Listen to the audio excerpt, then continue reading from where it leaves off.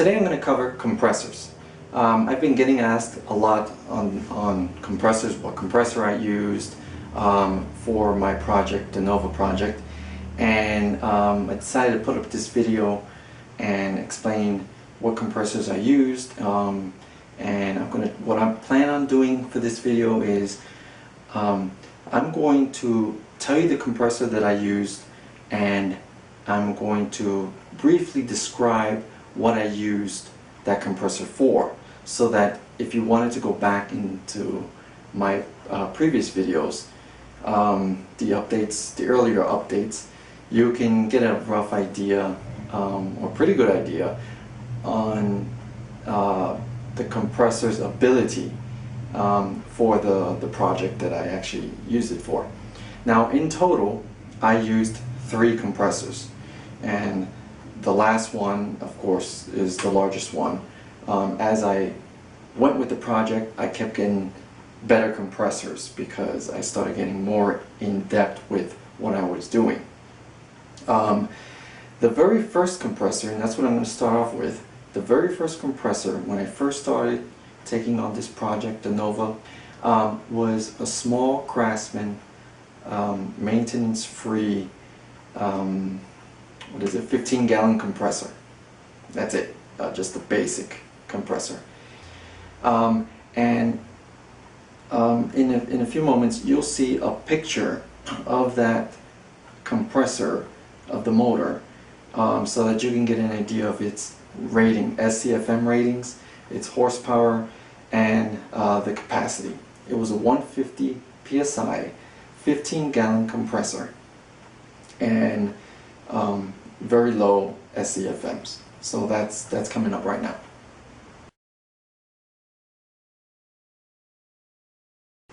Okay, so now that you've seen the compressor, I'm going to try to briefly describe what I actually accomplished with that compressor.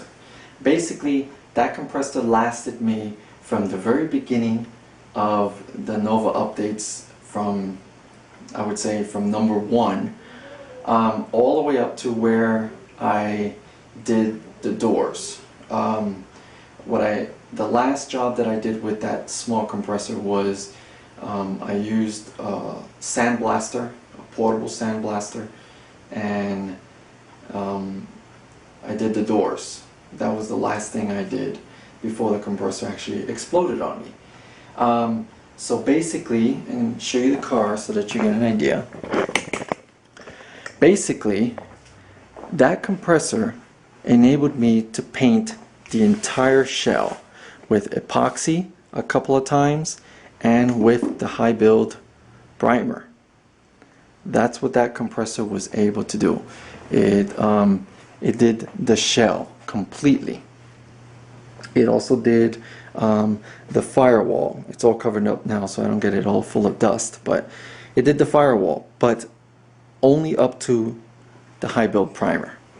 And if you go back into the videos, you'll see that I applied epoxy. It was like 3 coats, I believe, of epoxy. And for the high build, I actually sprayed the shell 3 times. I didn't know at that time how to match the compressor to my job, or to the task that I was going to do, but now I know, and I'm going to relay it to most people. They go by horsepower, and I later found out, I went by that also. Oh, I need maximum horsepower to be able to do certain jobs. Later on I found out that it's not the horsepower that you're looking for, it's actually the airflow, the SCFM.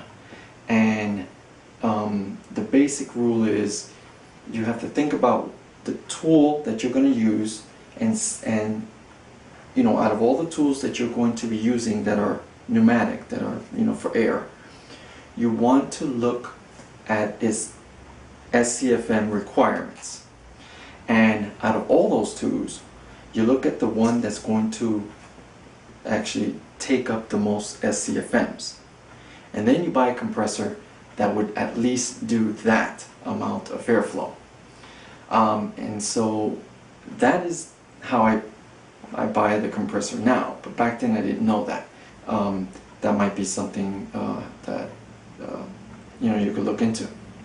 Okay, so that was the first compressor. The second compressor, and you're going to see a picture of this. It was a Husky unit, and it was a 1.7 horsepower 26-gallon compressor, also 150 psi, and the airflow was slightly higher, and you'll see a picture of this compressor right about now. So you'll see that right now.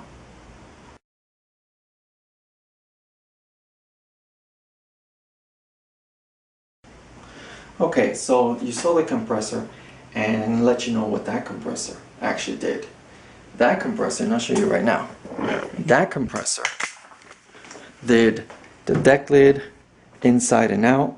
Let's see if I can get a screwdriver. Okay, I got my screwdriver. That one did the jams. It also did the any of the red. It also did the primer, the epoxy on both sides of the deck lid. It did my doors. Really good. It did all of the anything red, anything that was painted red, it did, including the firewall and the entire engine bay, the radiator support, the fenders, the epoxy I did on the bottoms, and on all four corners. So that's basically what the other compressor did. That compressor really worked great for the actual painting because it had a little bit more airflow. So now we go on to the last compressor. Let's close this up. See my junk in there. All the parts that I will be putting back one day when the car's done. So this is the third compressor. Let me remove everything.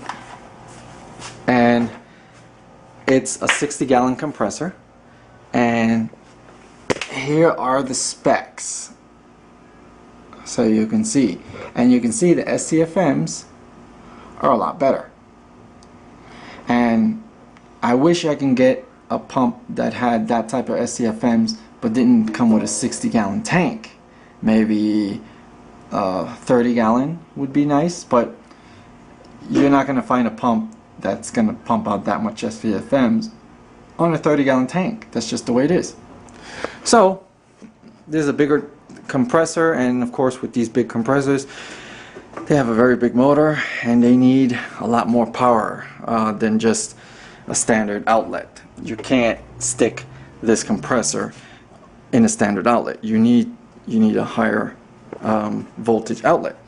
And so what I did was, I have this line here, and this does do the 240 volts that's required for this compressor. And I'll show you right there, I installed that outlet. And so why I did that is because I didn't want to just stick wires into a circuit breaker. I wanted it to be a little bit more like a portable or one of those standard compressors where you just plug it in. So I bought this thing here, which is a 3-prong. This is normally used for like those stoves, like electric stoves, and I got the idea because I actually have an electric stove as a tool, like for when I do powder coating and things like that, and it has that plug. So that's where I got the idea from, and I use 10 gauge wiring to wire up my compressor, and you see here it just goes right into the switch. Now, along with doing this 10 gauge wiring and having the ease of just plugging it in, it does have its own circuit breaker, and it's 20 amps, which is what was required. So if anything was to ever go wrong, it would trip the circuit breaker and it won't shut off all my lights. So the other thing that I did with this compressor, if you notice on the bottom, it has wheels. Normally when you buy these big compressors, which is a big turn off for me, they don't have the ability to be portable or mobile. These big compressors, 60 to 80 gallon compressors, always are stationary compressors. A big negative for me. And so what I did was I put these wheels on. Now these wheels came from an engine stand. An engine stand that was capable of holding 1,000 pounds. This compressor is 265 pounds. So what I did was I welded the wheels. You know, I basically just hacked up the engine stand because I wasn't going to use it anymore, and I recycled the parts and I welded it to the feet. Now this makes the compressor mobile. I mean, completely mobile. I can just, you know, roll it around. Now the other plus in doing this is, and let me get a light so that I can show you this.